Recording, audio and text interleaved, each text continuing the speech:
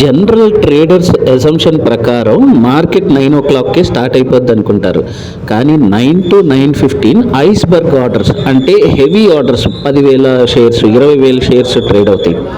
కానీ actual market 10 o'clockకి start అవుద్ది. ఇక్కడ ఇస్తున్నాను చూడండి, హై ప్రాబబిలిటీ షేర్స్ ట్రేడ్ చేయాలంటే 10:35కి కరెక్ట్ ఎంట్రీ పాయింట్. ఆ తర్వాత యూరోపియన్ మార్కెట్స్ ఎప్పుడైతే ఓపెన్ అవుతాయో 1:15 తర్వాత 1:25కి అది కరెక్ట్ ఎంట్రీ పాయింట్.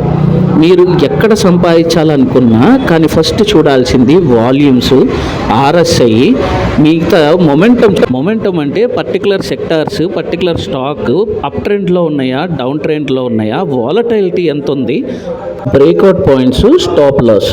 అందుకని బిఫోర్ 2కి నేను స్టాక్ మార్కెట్లో ట్రేడర్ని, కానీ ఇంట్రాడే కంటే నేను మీకు ఇచ్చే సలహా positional trades, 2 to 3 days positional trades. కానీ రిమెంబర్, స్టాప్ లాసెస్ తగ్గించుకోవటం వెరీ కేర్ఫుల్గా ఉండాలి.